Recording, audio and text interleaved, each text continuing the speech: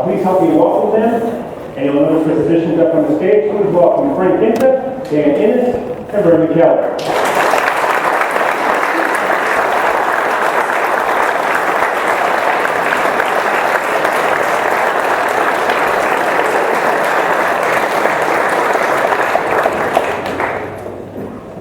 So for those who missed the first debate, what I'd like to do is announce the debate sponsors once again, Exeter Town Republican Committee, Key Seacoast Republican Women, and the Rockingham County Republican Committee. Big round of applause for them for putting this on. The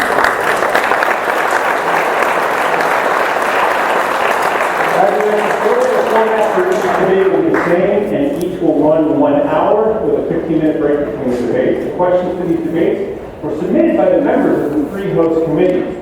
Time will determine how many of the selected questions we will include. Thanks to the committee for making the event possible. Thank you, the audience, for your support, and thanks to candidates for their participation. Now let's get on to the second debate, and I will repeat the ground rules for you. The ground rules are pretty simple. The rules for tonight's debate are quite simple in the statute for the candidates. Answer the question put to them and not digress onto other topics. Number 2, stay within the time limit for each round. Refrain from commenting on the response of the other candidate. The ground rules for the audience are also quite simple.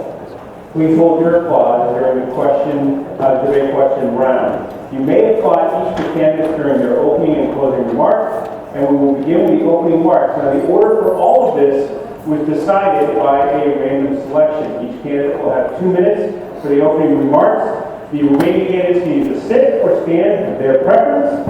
And for opening remarks, please welcome Brendan Keller.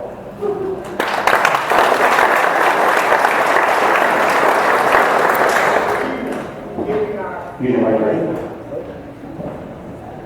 Good evening. Here we are in Exeter, where it all began.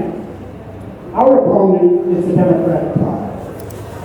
They gave us Obamacare and a president who's doing on-the-job training for the first job he's ever had. I think that was a big mistake that they did that. They jammed that Obamacare down our throat. And they told us that we had to pass the Obamacare so we could find out what's in it. No, you should actually read the bill and never sign anything that you haven't read, period. Our party has also made some mistakes along the way. My main gripe is I think we've moved too far to the left, and I would like to see our party move back to the center where our roots are in limited government. And that's part of really what I'm running about to say. Cut down on the government.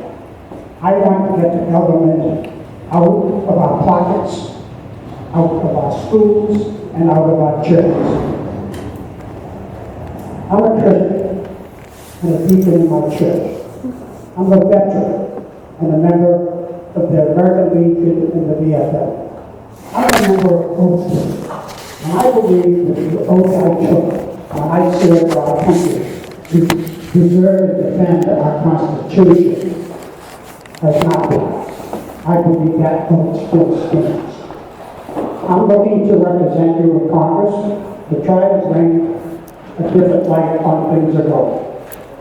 And I will spend no time on my re-election.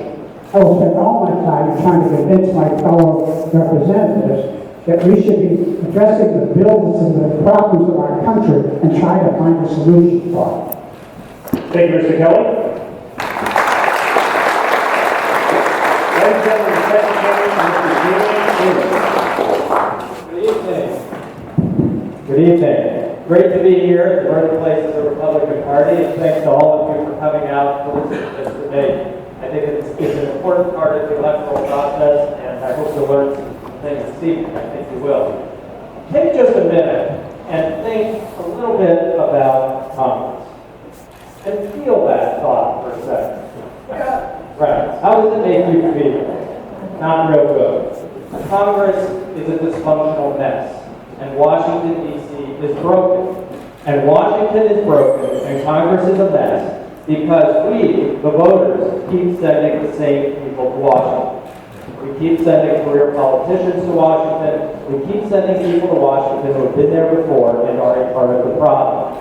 And if we want to change Washington, we've got to change the people we send there. I stand before you as a different type of candidate. I've not been in politics before, although arguably university politics is pretty thick.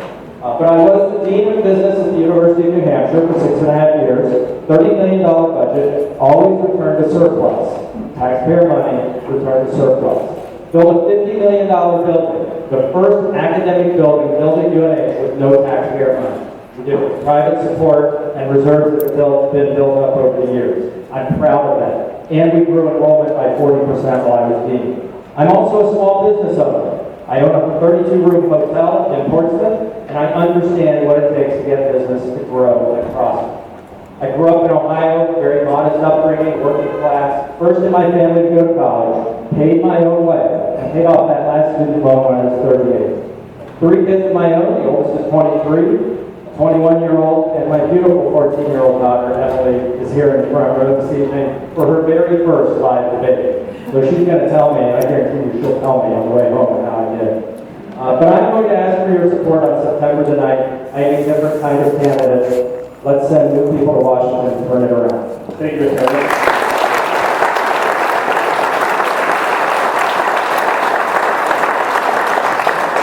And we thank you for your attendance. The next candidate for the opening remarks, Mr. Frank Guinta. Well, thank you very much, Jeff, for moderating, and thank you to the hosts. Thank you all for coming here this evening. First, I want to point out my mother is here in the audience, Ginny Guinta, as well as my wife, of almost now 17 years, Morgan Guinta. Thank you both for coming. Ladies and gentlemen, I had the honor of serving you in Congress, and I appreciate that. I see so many friends and supporters. I also had the honor of serving as mayor of our state's largest city. And in those two offices, I did 3 things, and I always kept not just taxpayers, but constituents in mind. We are, right now, at a crossroads in America. Taxpayers feel that they have no voice. So when I was mayor of our state's largest city, I cut taxes, I cut borrowing, and made sure that the streets of our state's largest city were safe, secure, focused on improving education, made taxpayer dollars work more effectively for our state's largest city. And I took that same mindset to Washington when I represented the state. Was not only able to be on the budget committee where we cut spending for the first time in 50 years, started to see a reduction in our short-term debt or deficit, but there's so much more work to be done on behalf of the future of America. This election is so critical. We need to not only get rid of Carol Porter, but we need to win the United States Senate. So we have a body that is functional and sends legislative solutions to the president and make the president act either on our behalf or against us. We have had 6 years of this president and of Carol Porter focusing on liberal policies, on growing the size of the government, on turning their backs on average citizens. I'm just as frustrated as all of you. Thank you, Mr. We Guinta. for the opportunity to not just win in September with your help, but also make sure we beat Carol Porter this coming November. Thank you very much. Thank you very much.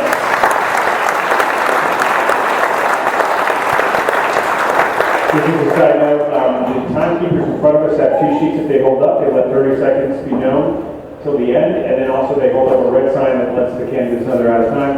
I will give some leeway if they're in the middle of addressing a particular point, just only a little of those candidates. Next part, for those of you who attended the previous debate, you know that I went out in the audience and I grabbed somebody who's going to help me pick the questions at random. So I'm going to come up and pick somebody now.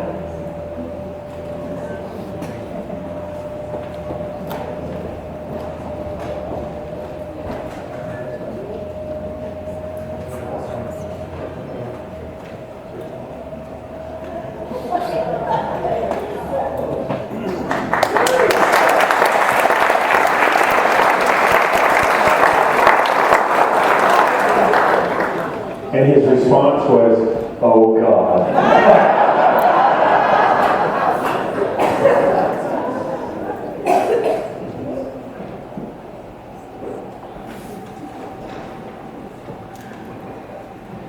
this works is we have an order once again. We'll change the order as we go through these questions. I'll ask, there'll be 3 full rounds, that's 9 questions total. The first gentleman to answer this question will be Mr. Innis. And if I can have that question, please.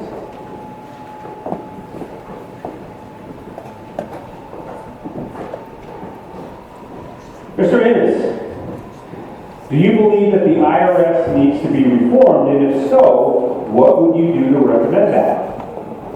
Oh, God. Where to start with the IRS? Should it be reformed? If not, it should be reformed, if not abolished, right? The IRS is an agency that it's sort of the root of all evil. I'm thinking about taxes, structure, regulation, and we'll go to the slide. There we go. All right. Thinking about the IRS, we all agree taxes are too high, but the bigger problem, I think, is the tax code, the difficulty in understanding it. We need a simplified tax code that we all understand and we can all work through. We should be able to do our own taxes. And I'm a proponent for a flatter tax code, something that we all understand. It takes away a lot of the loopholes and breaks for people so we know what we're dealing with. The IRS has to be brought back down to size. Under Obamacare, we've seen 125,000 new IRS agents added to the organization. They're not sitting around doing their job. They're sitting around watching for you to screw up, and they will come after you. And believe me, they will.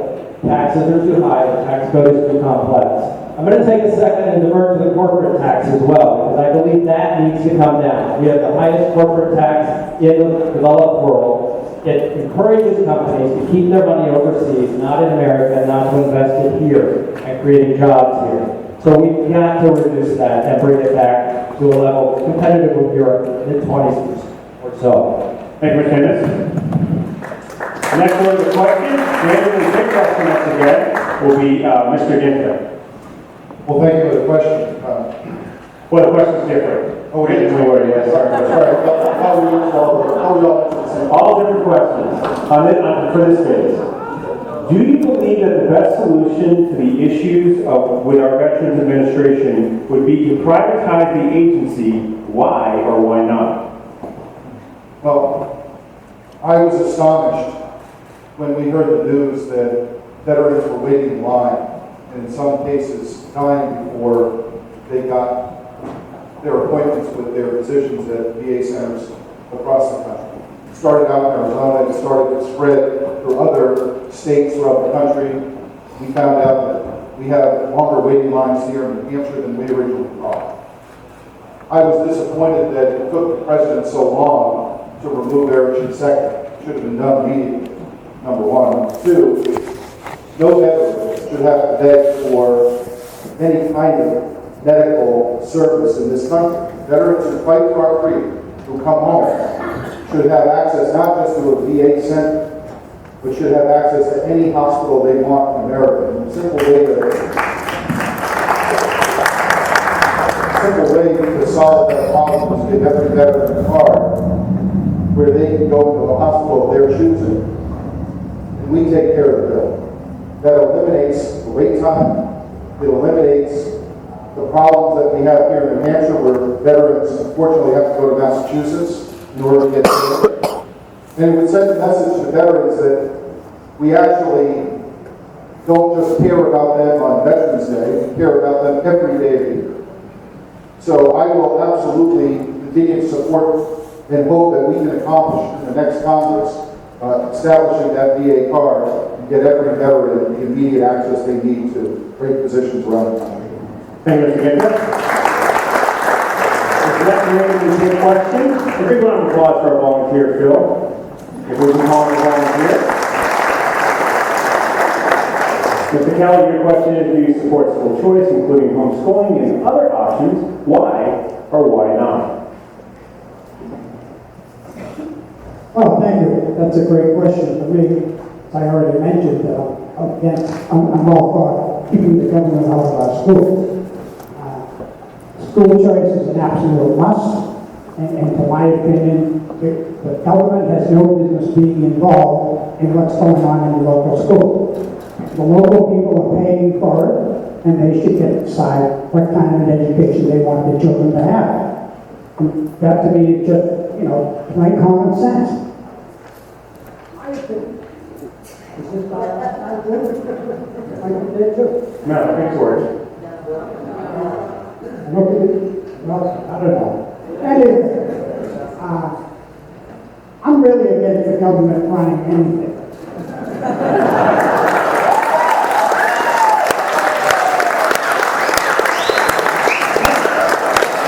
Anybody talking about anything that they do right?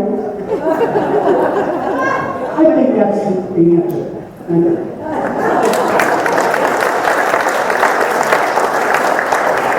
Now we'll go to round two for this series of questions. The first person to answer this first question randomly chosen will be Mr. Guinta.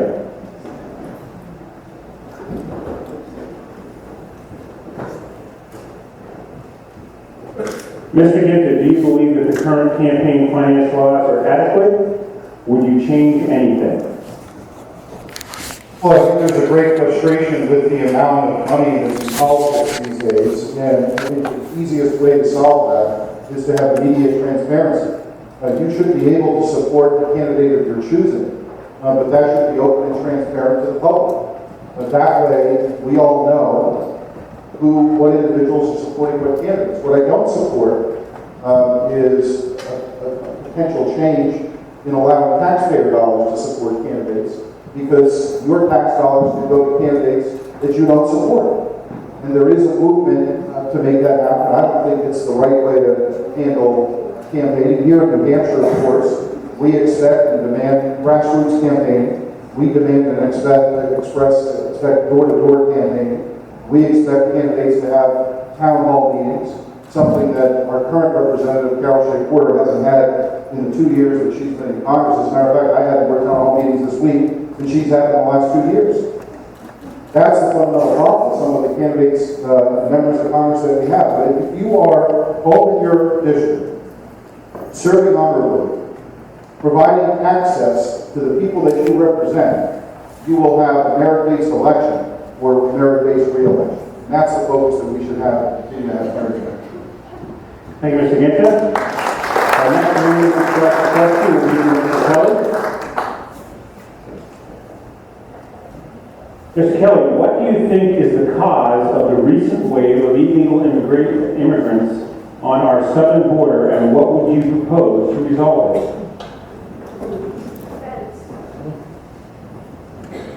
Well, I believe the cause is the Democratic Party needs as many people who don't understand what's going on in this country to be here to vote for them. And basically that's what it is. They're promising everybody in the world that they can come here and get a free lunch. Most of us adults know that there is no free lunch. Somebody's got to have their money stolen from them for the government to provide us. So that's basically the reason why our voters are voting. The Democrats believe they need all those people to swell in here and vote for them. Thank you, Mr. Kelly. The next question is for Mr. Innis. What do you think are the most important qualities for a Supreme Court justice? Do you believe these qualities are present with our current judges? I think that the qualities necessary for a Supreme Court justice are pretty straightforward. You need to understand the Constitution and uphold the Constitution, and when hearing cases, match those up against the Constitution and make your decisions that way. Period. There's not much more to do with that.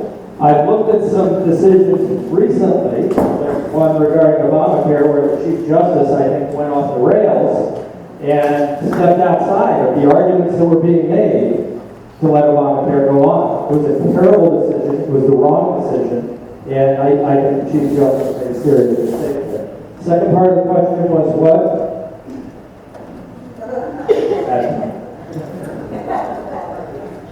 Do you believe these qualities are present on the current, with the current judges? No, they clearly aren't.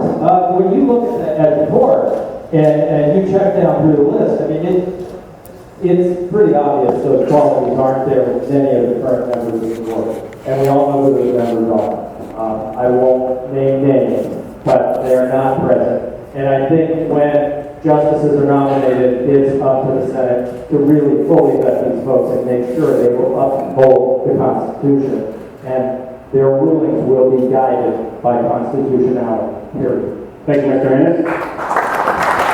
So the final question for each candidate is the randomly selected part of our program. This question will go to Mr. Kelly. How can the U.S. achieve energy independence? Please address the issue of government subsidies and the regulations in your response. How do we get energy independence? That's it. How about we use our own resources instead of going someplace else? Why aren't we drilling every place where we can get oil and get it in and get it up and running until they get around to some point where they can make the wind, whatever, provide the electricity we need. But by all means, we should be producing as much of it here as we can. That not only gives us the energy, it gives us jobs. And I think most of the people working in that industry don't work for the government. And that's what we need, is more people who are not working for the government.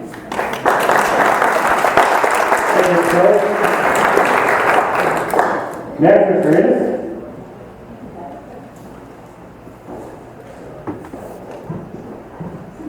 As the EPA imposes more restrictions and regulations on our citizens and businesses to comply with their policies, what potential benefits or detriments do you see in development? In development, meaning development of energy or development of businesses or development of either the potential, either the benefits or detriments of those policies. Well, I think it's a clear detriment. I mean, the EPA is behaving as a dictatorship and is doing the will of President Obama with no input from any of us or from the congressional leadership or from the folks in Congress. So the EPA is continuing to impose restrictions on the way that we do things to drive up costs. And those costs are passed on to all of us. The EPA does not care what it costs you. The EPA doesn't care what it costs business. The EPA doesn't care what their policies are going to do to kill business. And this is just a symptom of over-regulation coming out of Washington. As a business owner, I see this every day. There's too much regulation. It slows us down, it keeps us from moving forward, and it keeps us from hiring and expanding. The EPA rules are doing that across the board, and as more and more rules go into effect and more costs are put on the system, there will be a slower expansion to the economy. The EPA is not helping us in the long run. We've got to be thoughtful, we've got to have a broad-based approach to energy, and we've got to do this right. It's very important that the EPA be brought back under control, along with all of the other government regulations. Thank you, Mr. Innis.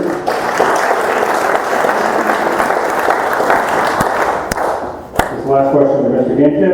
If you are called on to vote on a defense issue as part of your job, what experiences would you draw on for your decision? Well, the most recent experience I had was serving in Congress and having to experience the many classified briefings that you go through, listening to our generals on the ground about the death that occurs to American soldiers. I had the fortune of visiting Afghanistan when I served in Congress. And I can't tell you how actively our soldiers and our forces fight for the freedom that we enjoy. Taking a vote on going to war is not an easy vote. None of us want to go to war. None of us want to be in a world where we have to consciously think about those who want to kill us. But as we sit here on a beautiful summer evening, there's a group of terrorists called ISIS in Iraq who are killing Christians, who are killing Americans. We have a president that is about 100 miles down the street taking a vacation. I think it's offensive. It's offensive to Americans.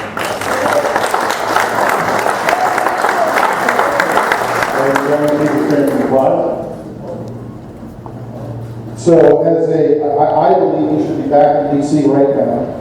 Congress should be back in D.C. and there should be an immediate vote based on the actions that are going on in Iraq. Put everybody on the record. Number one. Number two, let's have a plan as to what actually the outcome and the goal and objective is. We haven't heard that from this president. But the obligation of Congress, if there is a vote of war, is to make that vote. And that vote has not occurred while this activity in Iraq goes larger and larger and larger. Thank you, Mr. Guinta.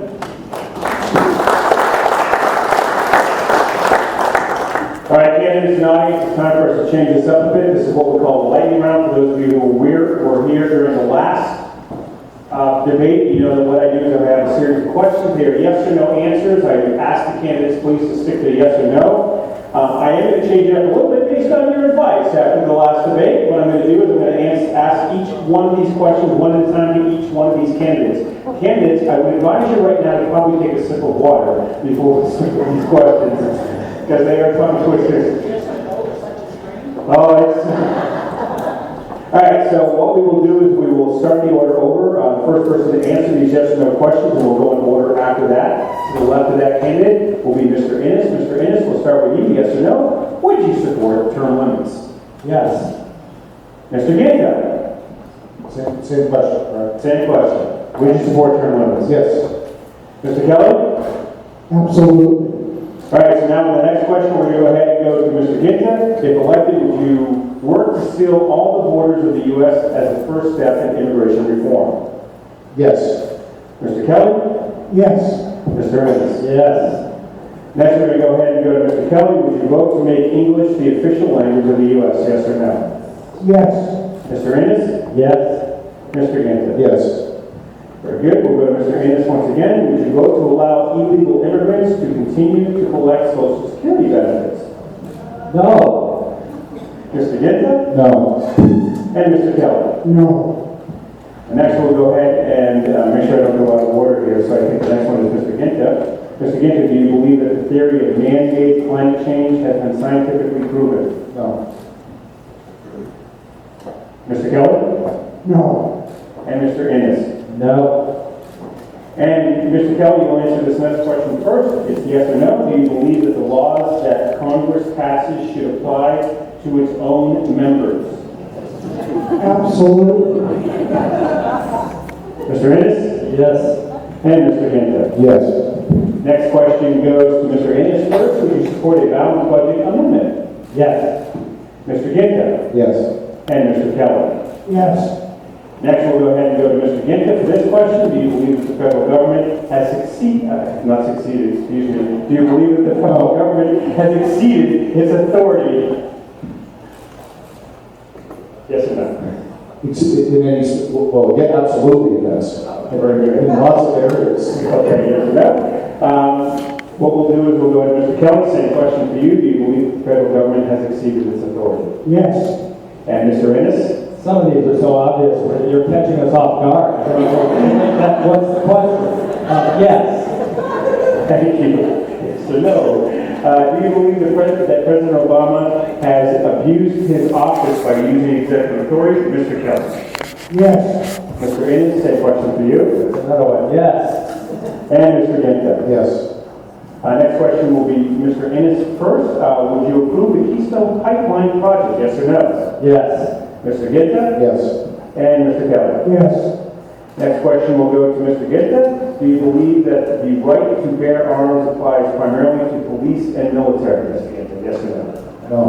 Mr. Kelly? No. And Mr. Innis? No. Next question will go to Mr. Kelly first. Would you oppose a bailout of states that have experienced bankruptcy because of the irresponsible spending? Yes. Mr. Innis? Yes. No. Mr. I'm sorry, let me make sure I went over it right. Next will be Mr. Innis. Would you vote for a bill rejecting Common Core standards? Yes. Mr. Guinta? Yes. Mr. Kelly? Yes. Very Very good. The next question will go to Mr. Guinta first. Do you believe the VA should be privatized? Yes or no?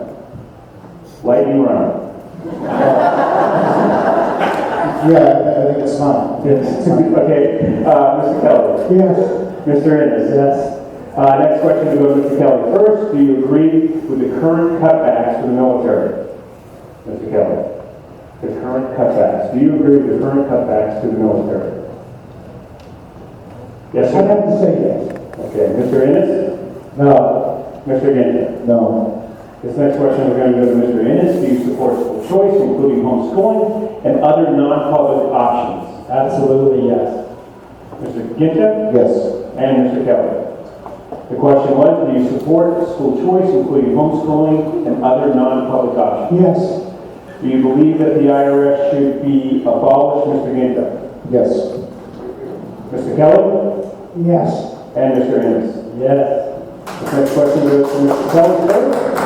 Would you work to repeal the Federal Department of Education? Yes. Mr. Innis? Yes. And Mr. Guinta? Yes. This next question first goes to Mr. Innis. Do you believe that the NSA is out of control? Yes. Mr. Guinta? Yes. And Mr. Kelly? Yes. This next question will now go to Mr. Guinta. Do you feel that the U.S. Congress has relinquished its power to the executive branch? Yes. Mr. Kelly? Yes.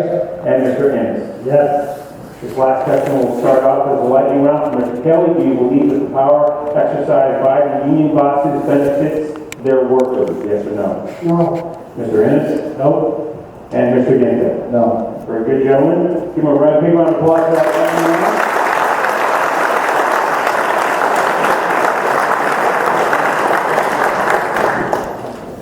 So we're going to go ahead and go to a new series of questions, change that pace up just a little bit. This next series of questions are for all the candidates. I'll ask each candidate one at a time. Once again, trying to keep with the order. What we will do is we'll start with Mr. Kelly first.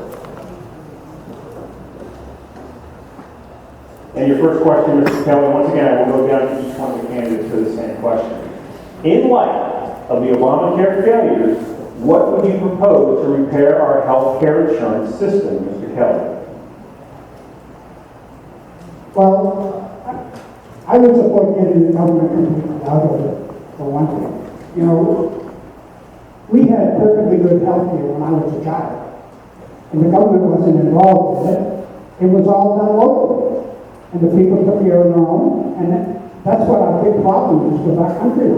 Is that we have this opinion that the government is supposed to take care of everything. And we have a history that they don't do anything well. We have to make some changes.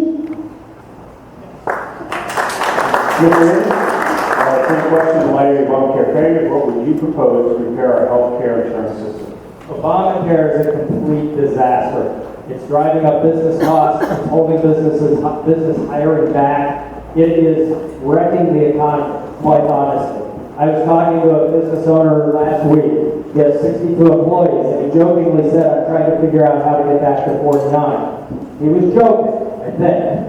But this is the problem with Obamacare. That's one of the problems with it.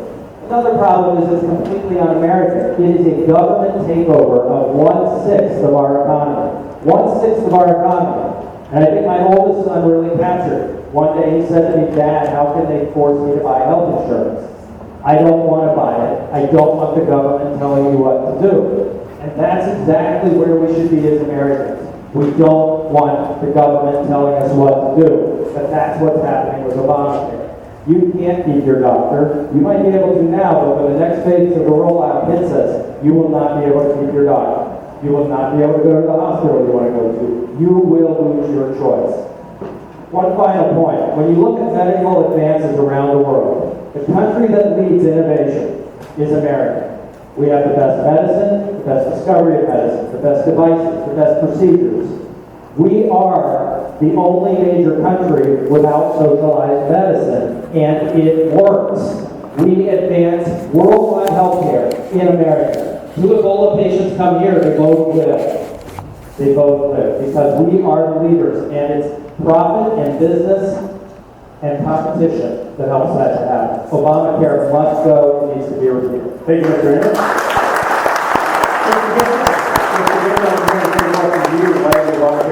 What would you propose to repair our health care insurance system? Well, Obamacare is a failure. I've opposed it since its inception. It was the first vote that I took serving you to repeal the Affordable Care Act. And I'll continue to vote to repeal it because I think it has been an absolute disaster here in New Hampshire. We've had 22,000 people who lost their health insurance. We've had over 10 different hospitals excluded from the exchange here in the state of New Hampshire. And in Carol Shea Porter's hometown of Rochester, Frisbee Hospital, who was previously giving free access to 7,000 residents, can no longer do that under the Affordable Care Act. Those individuals have got to go to Dover or another community. They can't go to Portsmouth because Portsmouth Regional Hospital is excluded from the exchange. So not only does it hurt the national economy, but it's hurting people right here in New Hampshire. And 1,000 physicians in New Hampshire have been excluded from the Affordable Care Act. The reality of healthcare is it's a personal decision. What we need is more access, which means more competition. We need portability, which means if you move from one state to another, you should be able to keep your health insurance. And we need to erase state lines so you can have access to purchase insurance anywhere in America, just like you do your auto insurance, your homeowner's insurance.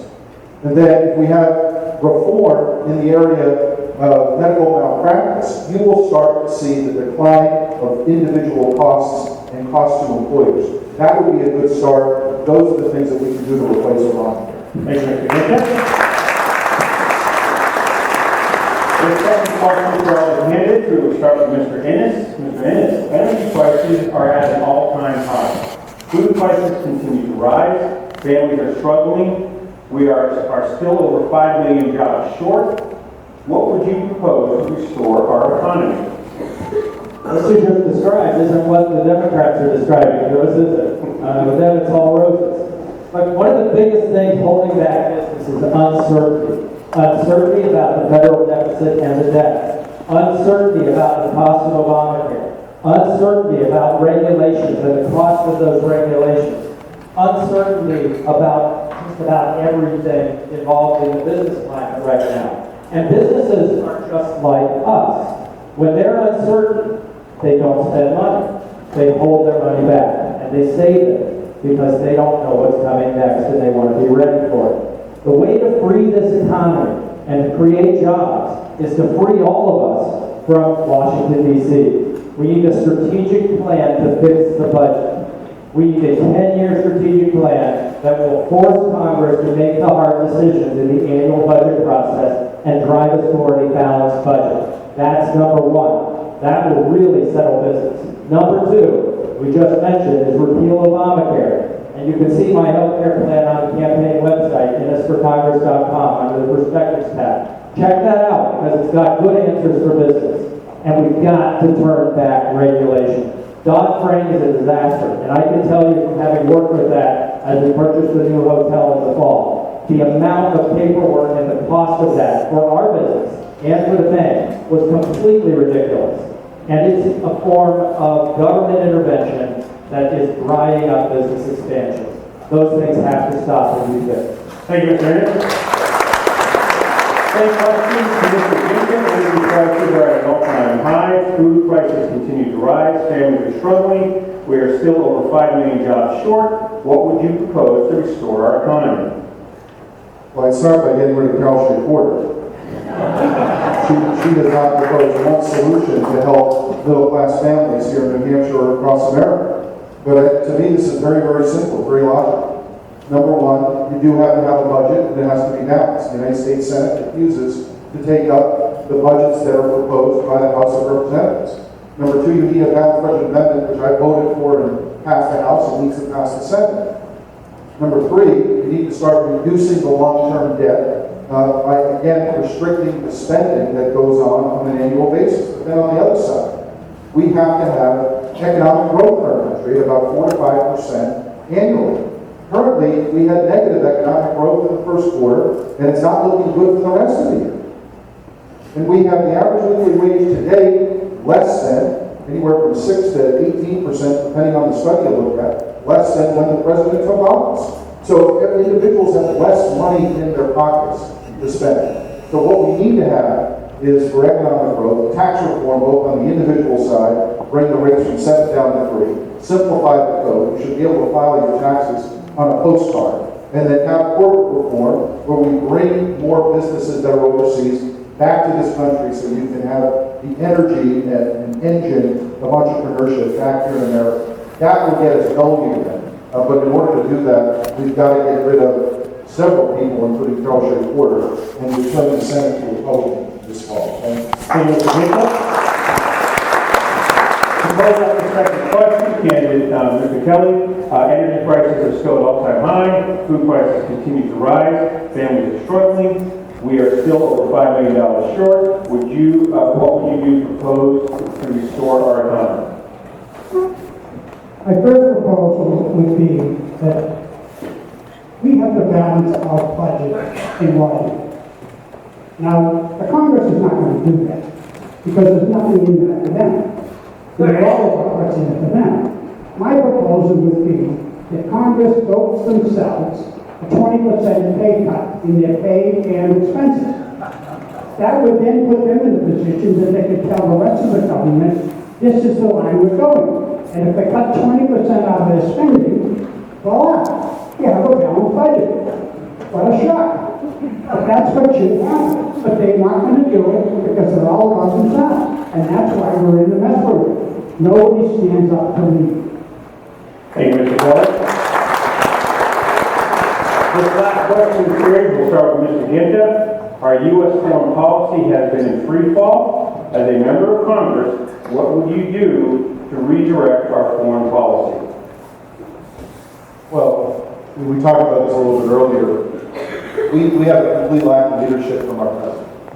We have 3 different issues, major issues right now going on in Israel, in Iraq, with ISIS, and with Crimea and Ukraine relative to Russia, Putin. This president needs to lead. We are the world leader, and we can, through leadership, require other countries in Europe and other areas of the world to coalesce around freedom and democracy. Now let's just take one example right now of what's going on in the world.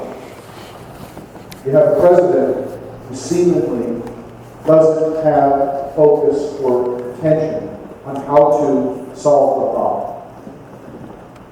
We had James Foley, whose family is here from Rochester, who was beheaded, an American citizen, for doing his job, for trying to bring the story of our soldiers home. The country needs to act. The country needs to act swiftly. The country needs to eradicate ISIS. 6 months ago, ISIS was 1,000 strong. It's now about 17 to 20,000 strong. It started with 450 million. Now it's got billions of dollars because it has oil refineries that it has captured. This can't be allowed to happen. So we need to have a coalition force to eradicate ISIS, eradicate them immediately, because not only are they terrorists affecting Christians in Iraq, but they have stated purely and simply Thank you, want to Mr. Guinta. eliminate and kill Americans. Thank you, Mr. Guinta. Mr. Innis, the same question to you. I'll repeat it. Our U.S. foreign policy has been in free fall. As a member of Congress, what would you do to redirect our foreign policy? We have no foreign policy, and that's the problem. The president's foreign policy is not based on anything. It's not based on a guiding principle. It's not based on our values as a nation. If you look back over history, when we've had our best foreign policy, it's when it was based on American values. And we applied those values to every situation that faced us. And in those situations, our allies and our enemies could predict how we would respond to an action of theirs. They could count on us as a friend, and they could count on us as an enemy. That's no longer the case. Our misstep in Syria, I believe, helped lead to the outcome we're seeing in the Ukraine by emboldening Putin and showing him the United States won't stand up. they're not true to their values anymore because their president is not true to their values as a nation. So I can get away with it. ISIS is a similar situation. What should we do in Iraq with ISIS? We should blow them off the face of the earth. It's that simple. We do it with air power. We do it with air power, and we work with the Syrian and Iraqi ground forces to be our eyes and ears and forces on the ground. Not ours, it's theirs. It's their country. But we support them from the air. That's the type of foreign policy we need. Fighting evil, fighting for American values. And in Congress, I'll be a voice for that position. And I will talk to my colleagues and work hard to take that voice further. Thank you, Mr. Innis. This next question goes to Mr. Kelly. Our U.S. foreign policy has been in free fall. As a member of Congress, what will you do to redirect our foreign policy? Well, I agree with the fact that it's too far. And this gives me an opportunity. We have an earlier question about when I maintain the cuts that we currently have in our military.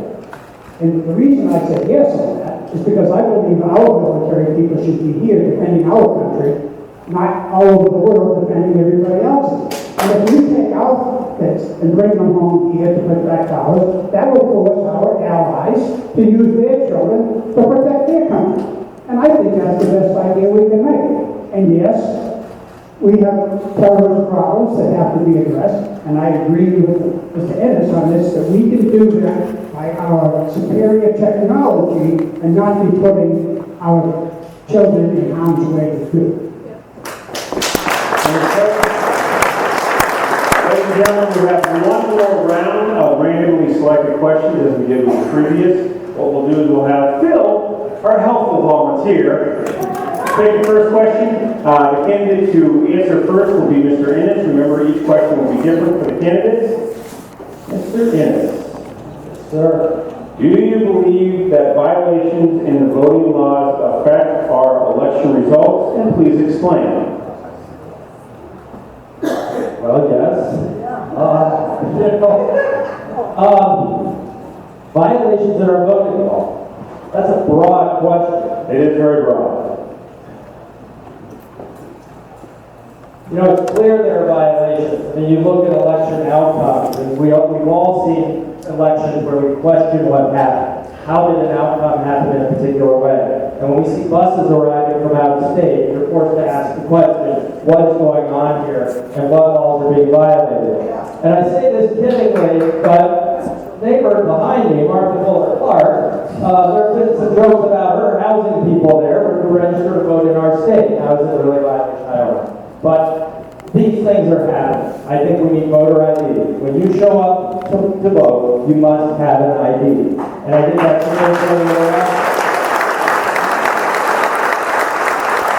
we've got to be sure that we enforce the laws and strengthen those laws. So we know who's voting, that they're only voting once, and they're voting where they should be. And right now, I'm pretty well convinced that's not the case. We know examples in New Hampshire where you can vote here and probably also figure out how to vote in Massachusetts in the same election. And we've got to stop that. Thank you, Mr. Innis. The next question, randomly selected, will go to Mr. Guinta. Did the stimulus bill remedy our infrastructure problems? Why or why not? No, the stimulus bill did not remedy our infrastructure problems. It didn't remedy our economy. It didn't help anything. As a matter of fact, if you remember, this administration thought we had 3 congressional districts when they were appropriating dollars for the state of New Hampshire. So I think it goes to show that they weren't quite understanding much of what we need in New Hampshire. Now, Darcy Porter supports the stimulus bill. I oppose it.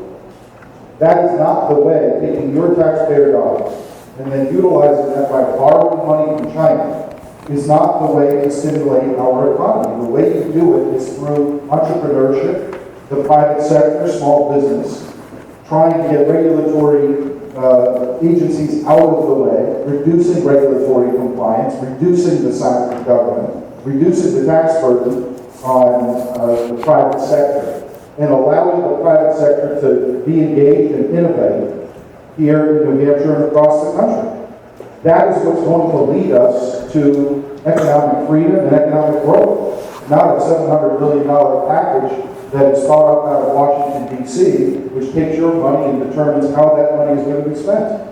That is not the answer. It's proven not to work, but yet Congressman Shea Porter doubles down and continues to support that method of trying to move our economy in the right direction. Thank you, Mr. Guinta. The final round of questions will go to Mr. Kelly. And your question to Mr. Kelly is, what do you perceive as the biggest threat to our American way of life? What would you do to resolve this threat?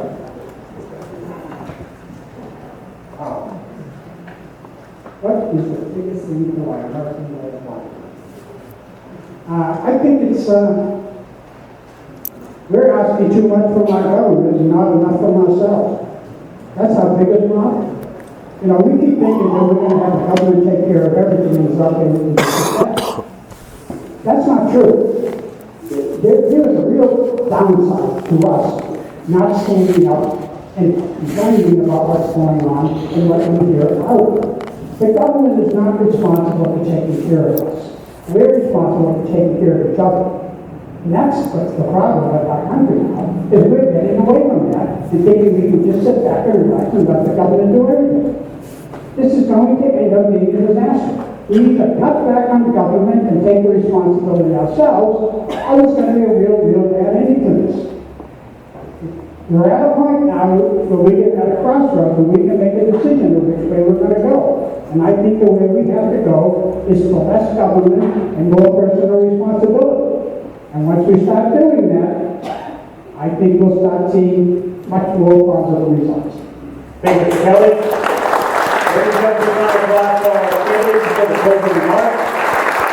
We continue with this very serious exchange and their candor. We will allow for 2-minute closing remarks from each candidate. Once again, this was selected prior to the debate starting. To start off our closing remarks, Mr. Innis. Thank you. We face an interesting and important election in our country, and I believe that it's time to change the direction in Congress. If we keep sending the same people down there, we will keep getting the same results. If we want to move things forward, we need to send people down there who understand business, who understand how business works, and what it takes to grow business. We need to send someone down there who understands the concerns of young people today, and has worked with them for a long period of time and can understand their concerns. And we need to send someone to Washington who can think strategically and develop a real plan to get us out of this mess. We didn't get here overnight, we won't get out of it overnight, but we can get out of it. When young people talk to me and I look at the world as they see a deficit and a debt that they believe will ruin their economic future. They see a Social Security and Medicare system that they believe won't be there for them, but that they will be paying for. They see an NSA that is reaching into their back pocket in their cell phone and spying on them rather than ISIS. It's obvious who the terrorists are, it ain't us, right? They see a government that's out of control and reaching too far into their lives. They also believe that we can't solve the problem. And I think they're wrong, because we can. America is an exceptional nation with exceptional people. We deserve exceptional leaders. We don't have that now.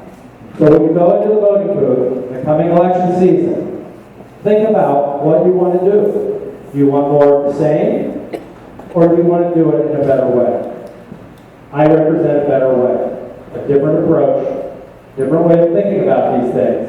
I'm someone who knows how to get things done and will work with people to advance solutions. We've got to have answers.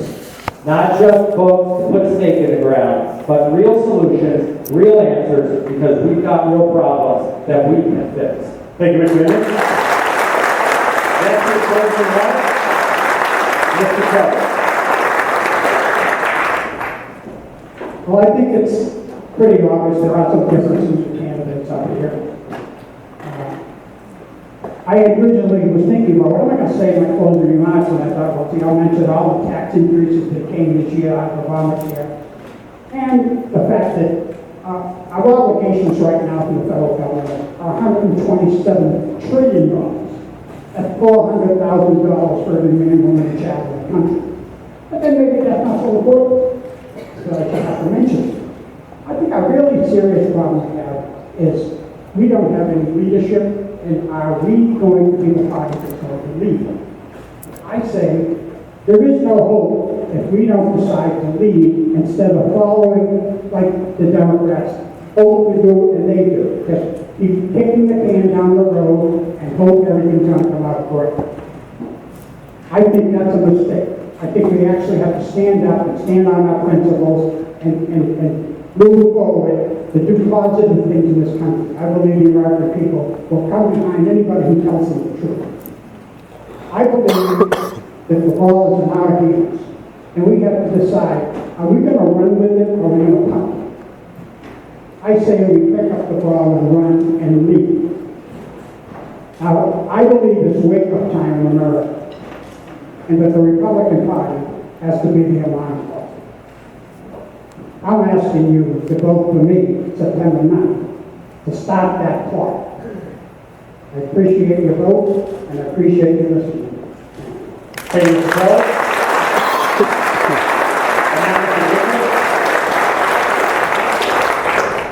Thank you, everybody, for joining us this evening. We do have a very important decision to make, not just on September 9th, but November 4th.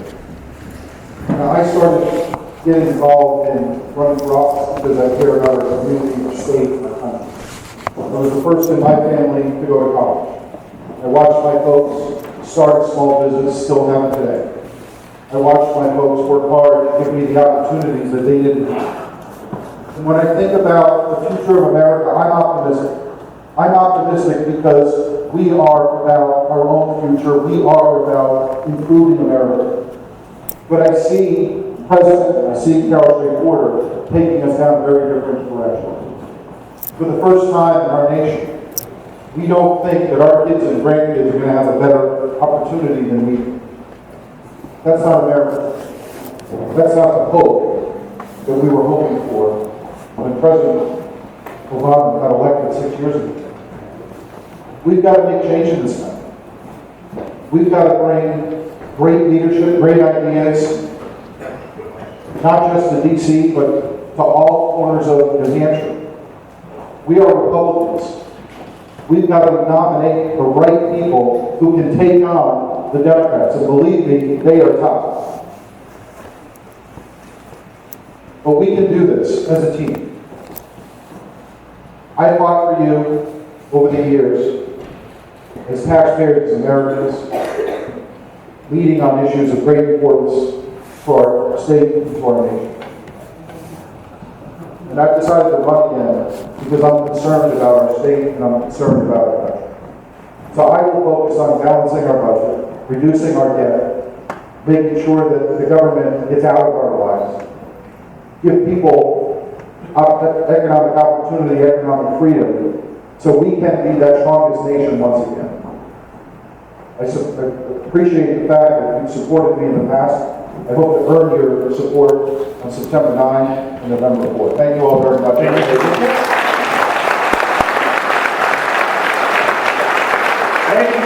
One of these gentlemen will be the next congressman in the 1st Congressional District of New Hampshire. Please give him a big round of applause.